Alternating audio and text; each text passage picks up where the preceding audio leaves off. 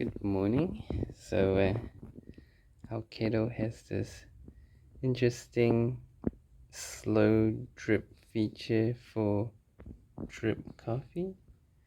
So, yesterday we got a Mon Cafe Mocha Burrito drip coffee. We'll try it out.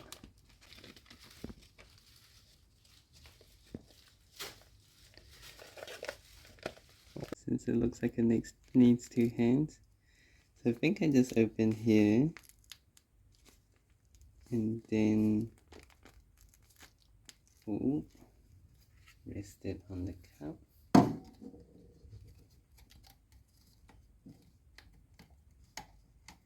But the problem is, I'm not sure this lines up with the kettle.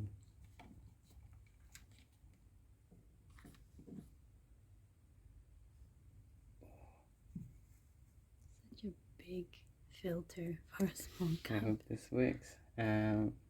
Unlock twice, then dispense. Do I have to hold it down? No, wait. Here we go. I have to hold it. Isn't that just dispensing it? That just seems like normal dispensing. It is. But it's not as It's not as strong. Yeah. Oh wow. It's somewhat disappointed. So I finished and it looks incredibly dark. I'm not sure I like this at all. And we had quite a bit left over, so put it in the other Put cup. it to the side. Yeah. This one doesn't look quite as dark, but Might have to buy milk. let's try a little bit. Oh, it's so dark. Yeah. Oh, this one's a lot better though. Maybe I just butchered it. This one though. Not sure if you can see the color difference.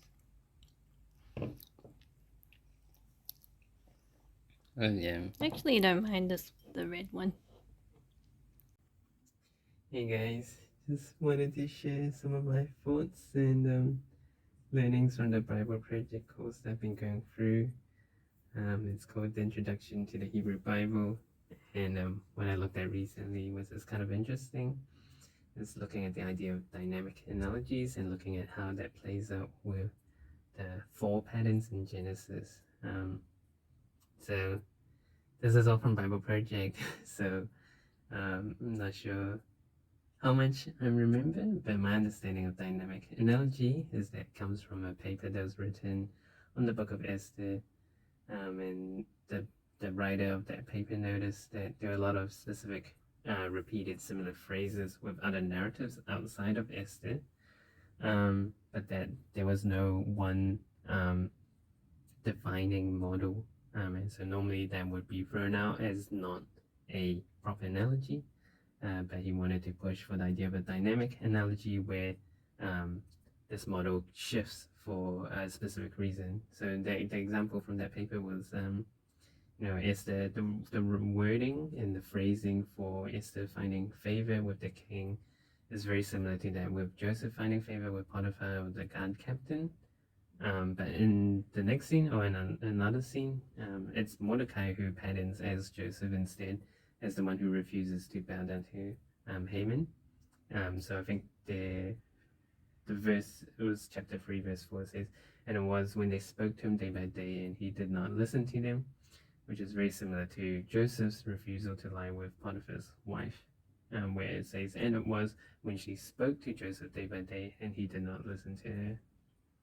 So anyways, all this plays out in Genesis with the fall pattern with the idea of Adam and Eve figures, the tree or the fruit figure, and the serpent deceiver figure.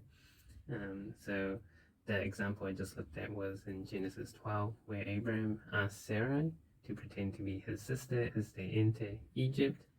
Verse 11, Abraham talking, saying, I know that you are pleasing to the eye. Verse 13, please say that you're my sister, so that there will be good for me on account of you. And this leads to verse 14, the Egyptians seeing that she was good and pleasing to the eye, and it ends with Pharaoh taking her as his. So immediately to me, you can see the parallels to Genesis 3 verse 6, the idea of Eve seeing the fruit as pleasing to the eye and taking it for herself. But in this example, Abraham is the deceiver figure, which leads to Pharaoh, who's the Eve figure, desiring and taking for himself Sarai. But then it flips straight afterwards when Pharaoh finds out of the plagues and why it's happening to him, and repeats almost line for line what God says in verse 13, when he says, "What is this that you have done?" So I know, I just found it all interesting. What I'm seeing out of this is that this fall pattern is always repeating with humanity, just in almost every single combination of this pattern.